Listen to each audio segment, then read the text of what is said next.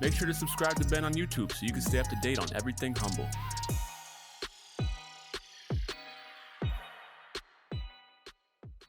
Welcome back to the show. Okay!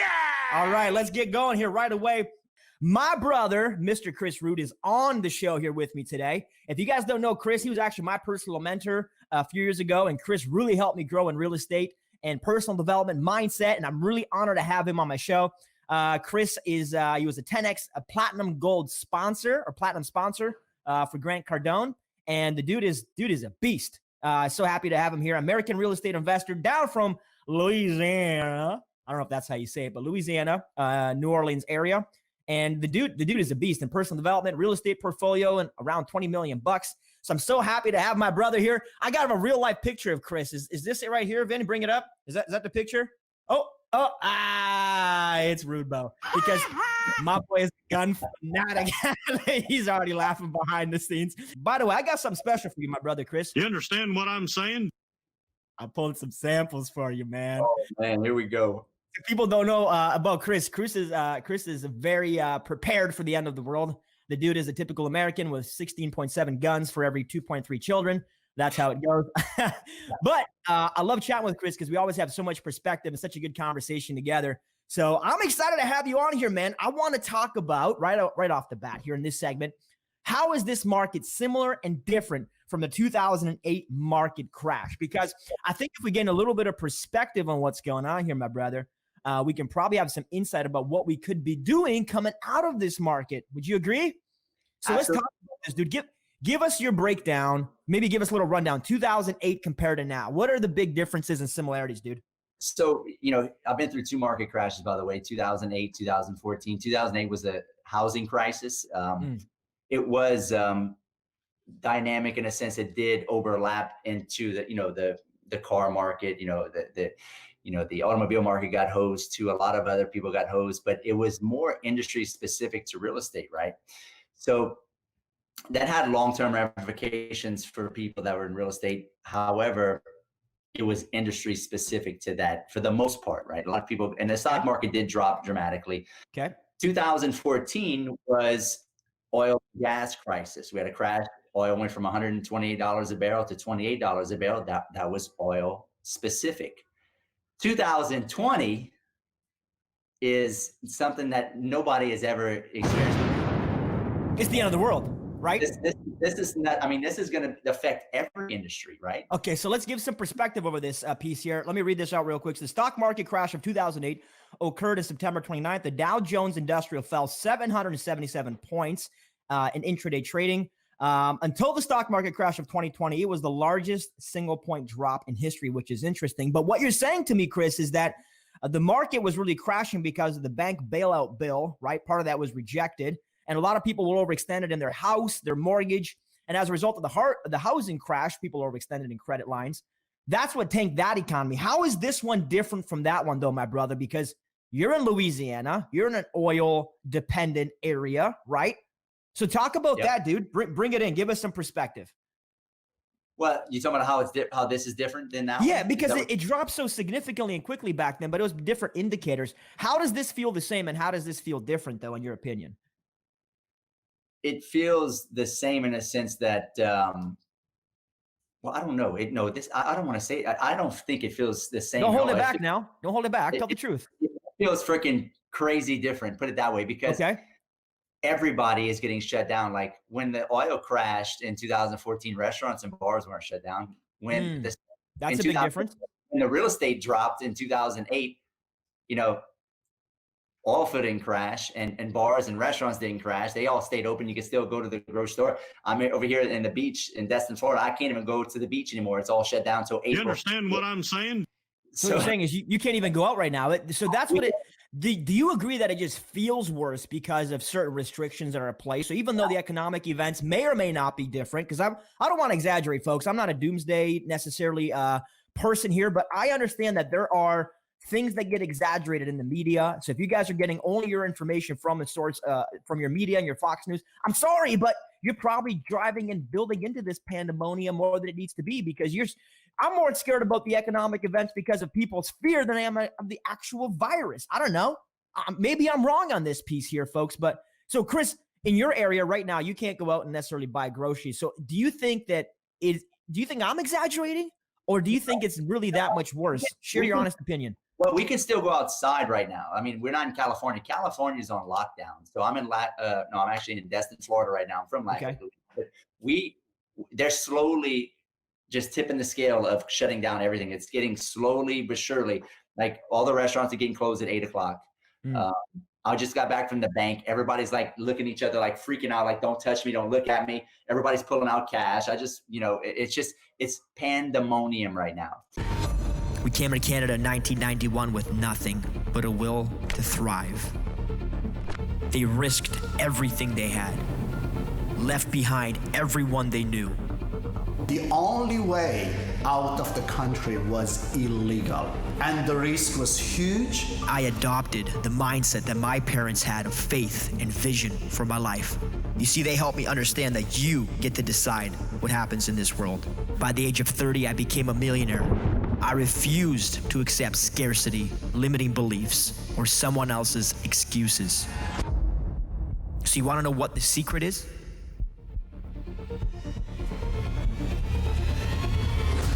People ask me all the time, what's the secret?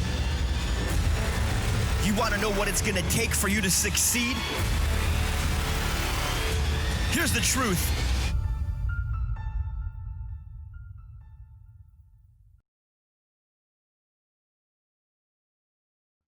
I don't know, right? I don't know anybody that has corona. I'm not saying it's not real. It's definitely real, but I have not yet met somebody that has corona, but yet we're shutting down the whole world, and we're going to literally cripple millions and upon millions of entrepreneurs and business owners and people. I had to lay off 7 people yesterday in a business we just started. And 2 or 3 of the people we laid off, their wives just got laid off. So now, and they have kids, right? So this is a next level depression. I mean, we're going to go into a serious depression. This is universally going to collapse every industry, because it's not just industry specific this time. And I don't think you're being a conspiracy theorist, dude. I think you're speaking real life talk, because we keep talking about the show, the sentimental analysis. The sentiment is the greatest driver. So if people feel like it's the end of the world, it'll be a self-fulfilling prophecy. It will become the end of the world. It's really about what we feel about it. So if we're going to reflect it back to 2008 crash, right? There was a housing slowdown that you see. Lehman Brothers declared bankruptcy, which a whole bunch of jobs were lost in that process, right? Then was introduced Obama's economic stimulus plan. Stock market fully recovers, right? So like, folks, yes, the markets do go up and down, but to the degree to which they fall, sometimes also the degree to which they rise and swing back to the upside. I have this thought in the back of my mind that somewhere, somehow, this thing crashed so quickly in a week, it dropped so significantly, it might rebound.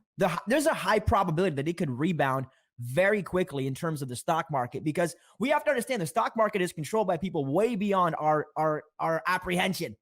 There are a small select few of people that control the Fed and that control the large banking system. These people will make decisions beyond our control. Otherwise, like, how can you explain when a stock is dropping 50% in 3 days?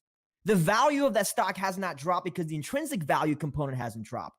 But man, Chris, go ahead, talk about this, man. Jump in, Chris. That's not real. Come on. What stuff? The Federal Reserve, the banking system, the Federal Reserve, what you mean? Talk about it, though. Are you saying that it's all a big farce? Talk about it, man. What do you mean? Let's be real, guys. Like, there's a lot of manipulation on this planet in the funny money supply they got going on right now. They print money out of thin air. It's backed by nothing. And it's massive manipulation, like Ben just said, in the stock market, right? What do you mean? What do you mean funny money? What do you mean about funny money? Because people don't understand what this term is. You and I understand, but talk about it. So help us understand. Back in 1971, Richard Nixon took us off the gold standards and put us as basically, he started making it to where money is backed by debt instead of backed by gold. So that he can print as much money as he wants, right? So with that said, it becomes confetti. It's not even backed by anything but debt. But confidence. And I would say debt is backed by confidence, right? So when the confidence leaves the marketplace, the debt load, it just becomes bigger and bigger and bigger. But you're right. In 1971, Nixon took us off the stand. So prior to, tell people, man, you need to educate them. Prior to, every dollar in the bank was what? was backed by gold, right? Was backed by a piece of gold. They couldn't just print. They didn't have a printing press back then. They just couldn't print gold, right? So they that's why they confiscated all the gold, you know, and they basically said, hey, we have an unlimited supply of printing presses that we can just print money and say, hey, it's backed by the American taxpayer. And that's why we've had runaway inflation since 1971. That's why it took, it took 50 years to get to where we're at now. That's why we have going on $23 trillion worth of debt that can't be paid off because it'll never get paid off, right? It'll never get paid off. Never get paid.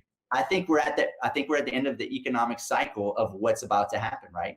Okay. Because we have to, Trump's about to print another $1 trillion to give to everybody. Like, how long will people have, like you said, confidence in the dollar? So let's go back to that. It's confidence in. So here's the crazy part to me, right? And if you guys watch this in the news and you watch this in the tickers, we'll pull this up in a second. But the biggest point of confidence is back in the USD, the US dollar, the greenback is where all the money goes. When the economy goes to crap, the US dollar rallies and rises because that's the safest, most confident economy out there. And I think a part of it trickles back to they've got the largest, most sophisticated military machine. So if stuff hits the world, the U.S. is prepared to deal with that stuff, I think, greater than a lot of other countries in economies. So as a result, when things go sour, the U.S. just goes, I'm going to print more money. I'm not saying it's bad or good or whatever. It's just the reality. Here's the crazy part, guys. Talk about it. Come on. They print money out of thin air that's backed by nothing, and then they charge us interest on it. So that's when the introduction of fractional reserve banking happened, right? Is when they took us off that gold standard. Now the banks can go, okay, Mr. Rood, I'm going to take $1 of your money in reserves, and as a result, I'm going to lend out $10. So I'm going to pay you 2 cents or 2% on your dollar, and I'm going to go ahead and charge 18 cents on this credit card or 18% on this credit card for every $10. So they're exponentially increasing the money supply based on what's in that fractional reserve. Now that's just on the banking level, but what we're talking about is that the Fed has the ability to just go, we need $1 trillion. Print. Can you imagine if you counterfeited and print your own money? What would that look like in our economy? Well, criminals.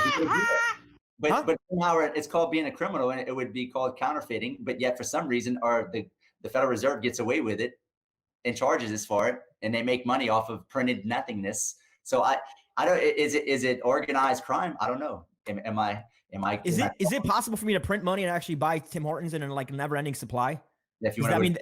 Like, how's she going? If I can print those, our money's harder, I think, to replicate because it's different colors and we're running out of ink over here. All you got to do is read the book, The Creature from Jekyll Island, right? The Creature from Jekyll Island. Creature from Jekyll Island explains basically is it 1910 or 1913, basically what happened was a group of guys like Warburgs, the Rothschilds, and all these guys, these big banksters came in and talked to the politicians and basically convinced the politicians to hand over the money supply and the control of money to these banks. And they called it the Federal Reserve, and there's nothing federal about it. It's a privately owned bank by a group of families that are pretty much trillionaires that you'll never find out about. And they print money out of thin air, charge its interest, and get real money out of printed fake money, and basically keep us in forever debt. And it's modern day slavery in a way.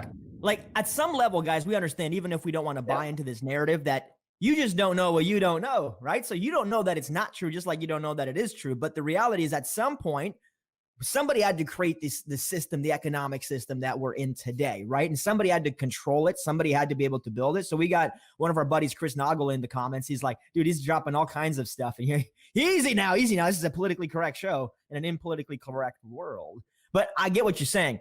Yes, somebody does control this money supply.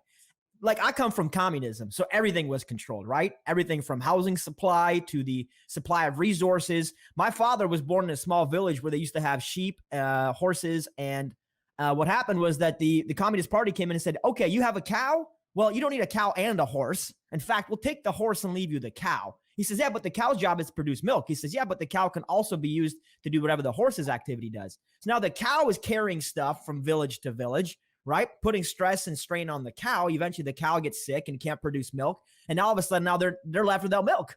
So folks, at some level, you have to understand that it's bigger than you. The question on this show is, what are we doing about it? And how can we tie it back to our personal lives? Let me jump over to this real quick. The chart, 2008 crisis. Here we go. We lost 56% of the market dropped within 517 days, guys? Is that right? Boom. 517 days. That's pretty crazy. You drop half the value, but we got to recognize that the value in the economy, and we talked about stocks before, the value in the stock market isn't intrinsic, folks. It's extrinsic, right, Chris? Dude, it's confidence. For a stock to be trading at 10 times what it actually produces, or 20 or 30 or 50 or 500 times its earnings in the case of Netflix, it's all about confidence that it will produce more and more revenue. Am I right, dude? It's almost like you're betting on us printing more and more money in the future. It doesn't make any sense, guys. What last week, the Dow went from 25 or 26 all the way down to 20. $2 trillion evaporated in thin air. How does that happen? Like, where did it go, dude? Here's the thing. It was not put on the back of a flatbed and driven out of here. In fact, they can't because the borders are closed. They got nowhere to go. My point is that you're right, dude. It's all artificial. And once we understand that money is artificial, now we start understanding the rules about money. You see, too many people are playing the wrong game, folks. And this is what I'm trying to help you understand, is that you're trying to go out and earn money, whereas savvy, smart investors are not earning anything. They are creating it out of thin air by utilizing the skills. Dude, I love your slogan. Skills get the deals, right? You understand what I'm saying? Skills get the deals. You understand what I'm saying? What that basically says is the dude understands that he is creating because he's got a skill set. He can put 2 and 2 together, and you're in the real estate field. Chris can go out and spend 20 minutes and make $10,000 appear out of thin air through a wholesaling transaction. So us as real estate investors, we got to make a conscious decision here. Are we going to keep trying to earn money like our parents used to do in the industrial age? Or are we going to recognize that we live in the information age, and as a result, we cannot earn it? We've got to create it. Chris, what's your take on this, bro? Are we creating money? You understand what I'm saying? Sorry, man. I know you're from South Louisiana and you got all these things. So I thought I made some really special stuff here just for you today. Hey, what happened? That dang truth, man. That's kind of what you sound like sometimes. yeah, listen, guys, listen. We live in a world of smoke and mirrors. Smoke and mirrors. We live in a world of manipulation. You know, there's I hate to say this, and you probably think I'm a conspiracy theorist, 10 hat wearing fool right now. But listen, there's a shadow government that's basically controlling things behind the scenes.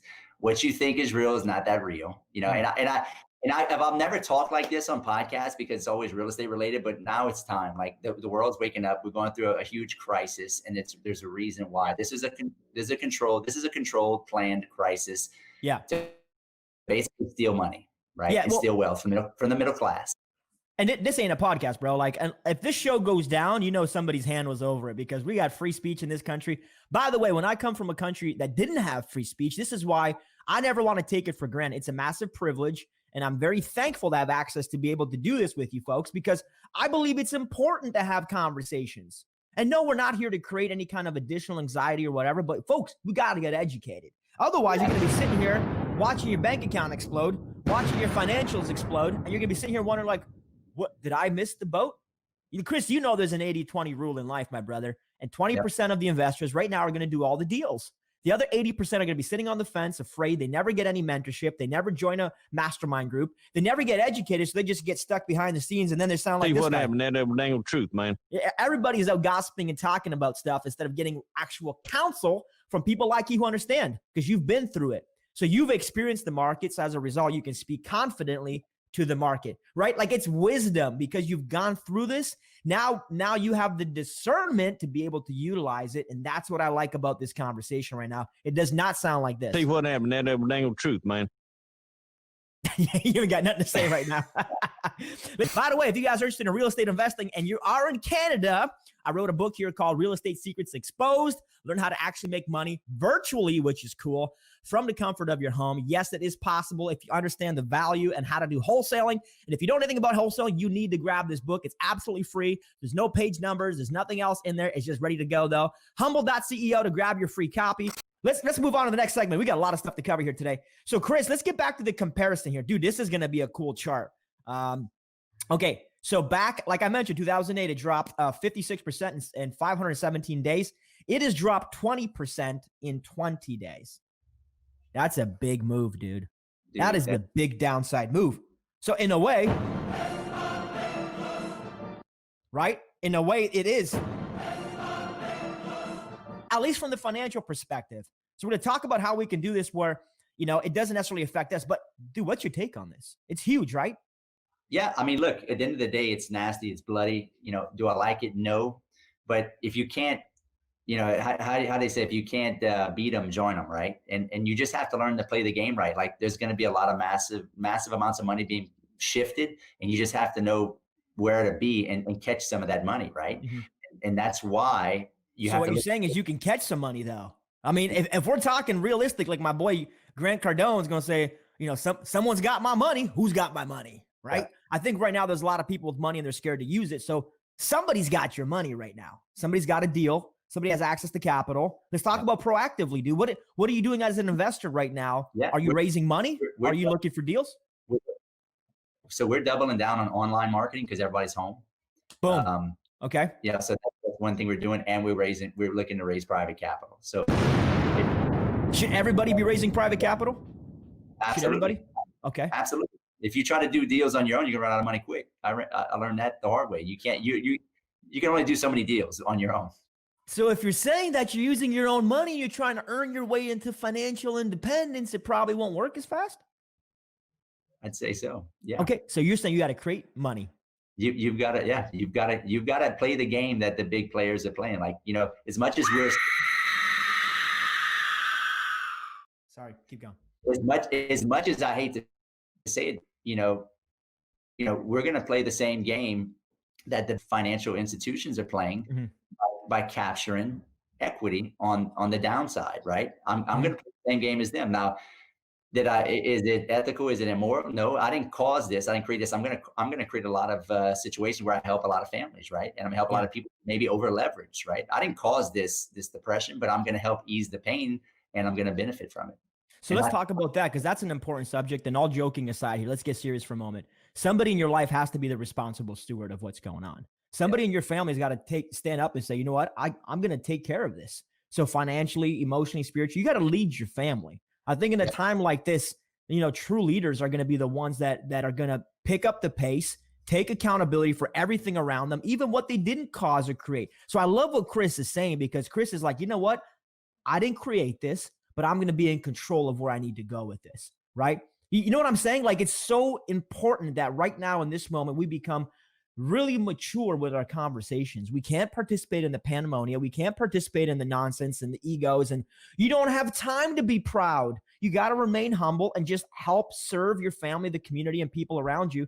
That, I think, is what makes, you know, a person who they are, is being willing to step up. And that's how we gauge somebody's character, in my opinion, is their willingness to take responsibility for things they did not create. Chris, I believe you're one of these people, but how does somebody become this way, dude? How does somebody, you know, take responsibility? And is it up to everybody to think this way? Or who is called with this kind of thought-provoking conviction? You got to skill up. You got to understand the way things work and the way things operate, and develop a skill. My particular skill is being a professional real estate investor, and knowing how to make money on the upside, make money on the downside, and make money in between. I made a lot of money in the past 5 years wholesaling and flipping, and I plan on making a lot of money on this downside, right? If you have that mindset, you can weather this, right? But you have to understand, like, this is the biggest opportunity in probably the past, you know, since 2008, to make a boatload of money, especially in the real estate piece. If you play your cards right, like, everything's going to be coming on the downswing. This is when you go all in. I know it takes courage to do that, and it takes a lot of, you know, just brute overall strength, because your mind's going to tell you, like, I'm scared, I don't want to do this, like everything's crashing around me. But if you go and play this right, and you buy up everything when it's at the bottom, 10 years from now, you're going to put yourself in a situation for generational wealth.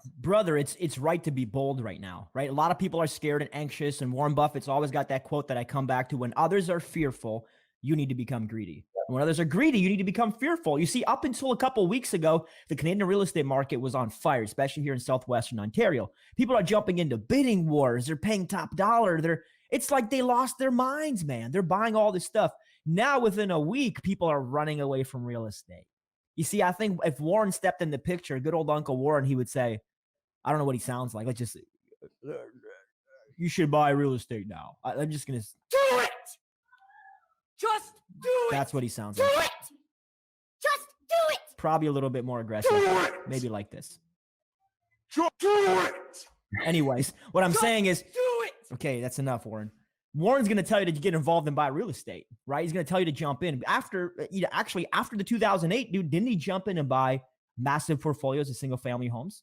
Yep, he did. Okay. And I remember when he said that the single family home is the best investment you can make right now. I remember that because it always stuck in my head because I was buying real estate at the time and I was like, I'm on the right track if Uncle Warren is saying, Do it! Just do it! would you agree? So are you going to be buying right now? Or are you going to be waiting for some kind of pullback or indicator? Where do people jump in? Which is a question that people want to know is how do I get involved? Jimmy says, how do I get involved in real estate right now? If I've got a little bit of money on the sidelines, but I'm not necessarily confident and able to do the deal. Dude, learn how to use direct to seller marketing. Direct to seller. Okay. You're talking wholesaling, right? Wholesaling, direct to seller marketing. Learn how to be a professional marketer. That's what I teach. Okay. Because the deals are going to start falling down. Mm-hmm. What you're going to do is cast a net and you're going to better catch all those deals before they go to the bank. And you're going to actually be helping all these homeowners because you're going to be saving them from foreclosure, saving from all these, these things they're going to ruin, saving them from ruining their credit, and you're going to get a sweet deal, right? So go learn how to get these deals. The deals, look, if the bank gets a hold of it, it gets thrown in front of hundreds upon hundreds of other investors, right? Yep. And no longer becomes a great deal. Yep. And I'd go direct to seller and become the source of the deal. Okay, so look at that. That's a shameless plug right there if I ever heard one. Chris's book here, folks, The Source of the Deal. I want you to grab this book because, guys, full disclosure, Chris was my mentor and still is my very, very good friend. We have the deepest conversations. He was my mentor for a 6-month period. I actually hired Chris as a mentor, and he really helped me level up my mindset, my activity. In fact, the reason I'm doing this show is because I decided to step out of obscurity and get involved. So head over to my boys page. I know I'm just dropping this. chrisrood.com. I think they can grab a copy of this book. But talk wholesaling, and I don't want to get too far on this because we'll save this for another segment, but wholesaling is basically the art of finding off-market deals before they hit the MLS, before they go to a realtor, right? And you can walk in there and you can cut out the middlemen, right? Yep. It's like you're buying produce directly from the supplier and you're cutting out Costco. Yeah, that's wholesaling, right? So you're able to get a deeper discount on your real estate, which means you're able to mitigate the downside risk even more because you're getting it for less than everybody else around you. Yeah, I mean, it's like you have to compare it to like a dealership. Let's just take a Ford dealership. Who makes more money? You think the Ford dealership makes more money or the Ford manufacturers? Tell them the answer, bro. Dude, the Ford manufacturers. That's right. Your vehicle, they're lucky if they make $500. Yeah, they make money on the rebates from the dealership because the Ford dealer, the Ford manufacturers are the ones making all the money. That's why they're billion-dollar companies, not the actual retail stores. And that's what you become as when you're wholesaling. You become like a Ford manufacturer. You become the source of the deal, right? And you can control it. And from there, you can do whatever you want with it. You can wholesale it, you can flip it, you can keep it as a buy and hold, and you're going to capture the most equity on that deal. Right. If I don't know how to wholesale, if I don't learn how to wholesale in my early 20s, I'd be worth at least 4 to 5 times more than what I'm worth now if I don't learn this method when I was younger. Sure. And it made you more articulate because without wholesaling, see what happened, that dang truth, man. That's what it used to sound like, straight up. No, but I mean, that's what people buying on the MLS sound like right now. See what happened, that dang truth, man. Because I've been telling people for the last couple of years, like, stop buying on the MLS because I learned this stuff, right? And I got educated. I spent money on a mentorship, right? Everybody's so afraid to buy mentorship. I'm like, listen, you're buying knowledge. It's like buying a textbook. You're trying to tell me that instead of buying a textbook, you're going to walk around hoping other people are going to be missing pages from their textbook where they blow in the wind. You're picking up a whole bunch of random pages, putting them together, and you're making your own textbook. Like, how are you trying to learn for free? That makes no sense to me. You understand what I'm saying? Okay. So buy the education, buy the knowledge, buy somebody else's experience. And that's why I came to you. And honestly, dude, what I learned from you saved my business. And all truth and seriousness here, I had a business that we were having a hard time buying real estate because the market was drying up. There was more investors coming into the market. As a result, we couldn't find the deals anymore to keep our guys employed that were doing the renovation work. So I had to come to you and you told me, cut out the middleman. You understand what I'm saying? Cut out the middleman, go directly to seller, start marketing direct to seller. And I started buying deals instead of paying 80 cents on the dollar. I started getting them for 60, 65. So right now what happened was the people who were buying it 3-4 months ago, paying 95 cents on the dollar, folks, you might be sitting in negative equity in the next season because you just overpaid. And there's nothing worse than overpaying. Trust me, I'm a Romanian gypsy. What? And I hate paying more than I have to. Okay. When I get a deal at the store, I'm like, Okay. when my wife comes home and she's like, I bought milk for full price, I'm like, What? Okay. The beautiful thing is once you start learning how to wholesale, you want to apply it across the board, right? Yeah. I don't want to buy anything full retail anymore. Like cars, whatever, anything. Nothing. I want a deal. Well, hey, I appreciate having you on the show so much, man. I think you bring a lot of great perspective. Dude, is this a killer show or what, folks? This is a good show. This is a good show. So make sure you guys do me a solid. Great. Make sure y'all do me a solid and go grab my man's book, chrisrood.com. Get yourself some skills, get the deals. And my brother, Chris Rood, hey, anything you want to leave people with regarding the economic collapse? I know you've got a lot of insight into this stuff. Any advice you give people who are panicking right now? Yeah, guys, listen, skill up. Like, there's going to be a lot of downtime right now. Like, invest all this time into yourself. Like, if you're not at work, invest in learning a new skill. Like, if it's real estate, if it's, there's so many service-based businesses you can learn right now. Go buy some lawnmowers and start cutting people's grass. The grass is still going to grow. People's pools are still going to need to be clean. Learn a trade that's not going to go away. People's cars are still going to need to be worked on. Plumbers are still going to be needed. Electricians are still going to be needed. Learn a new skill. Like, if the job you're in right now is just terrible and you lost it, get in some type of recession-proof business that is needed and wanted, because all the non-necessity service-based business or products out there, like, shit, if you're selling four-wheelers and boats right now, you're in a freaking bind, right? Mm-hmm. Get into something that's really needed and wanted. I'm in real estate. That's probably the most highly scalable, that I do this in 4 states and 6 markets. I'm at my beach house in Destin, Florida. I'm doing deals as we speak, and I don't even look at the deals. Like, my team looks at it. I mean, this is a scalable business. I recommend you doing real estate. If you don't like real estate, maybe look at some other things I just told you about. But if you are interested in real estate, go to chrisrood.com, book a call with us, and we'd love to help you. Boom. I love it. And for those of you guys that are like new to wholesaling, new to virtual trading, virtual options, virtual real estate, virtual world of investing, I want to leave you with this thought. You have the direct ability to create your own wealth. And I don't want you to rely on other people, feeding you. You need to feed yourself. It's not time for us to go and earn it. It's time for us to go and create our own opportunities, whether that's through real estate, through other means. But there's an amazing emerging opportunity happening right now in the real estate space. And for those of you that don't see it, it's time to level up a little bit. We'll talk about more and more what happens as the market kind of cools off. But if not in this direct quarter, definitely in the next quarter, you're going to see a lot of this fallout happen. You're going to see a lot of this trickle down economics that's going to affect it's going to affect not only the equity market, but it's also going to start affecting the housing market, as Uncle Jimmy doesn't have a job. So Uncle Jimmy can't pay the bills. Uncle Jimmy has used up all the free stimulus, and Uncle Jimmy is stuck in a place where, hey, he's going to be motivated. He's got to sell his place, and that's all it is. So Chris, thank you so much, man, for being on the show. So good to see you, man. Good luck down there, Lafayette. How much, dude, are you gunned up right now? You got a lot of guns, right? Like, you straight up. Oh, Sam, my boy's doing the guns. All right. Dude, you're doing some P90X over there or something, man. Well, God bless you guys. Stay humble, stay focused. Brought to you by nobody, because nobody's paying me to do this show. So I just drink my Timmy's because I'm a true-blooded Canadian. Until next time, y'all, we'll see y'all. Be great, stay humble. Keep rocking. Hey, it's Ben Humble. Thanks for checking out the show. If you like what my guest is talking about and you're getting massive value from it, then scroll to the bottom, open up the description, and follow them on social media. Support them, connect with them. Just scroll down there, click the link, and let's roll. Stay humble. Make sure to subscribe to Ben on YouTube so you can stay up to date on everything Humble, featuring daily episodes of the Humble Podcast and weekly video content providing motivation, real estate strategies, and personal development for everyday life. Also, follow Ben on Facebook and Instagram for daily interactions. Check out humble.ceo and download a chapter of Ben's new book, From Communism to Capitalism, absolutely free.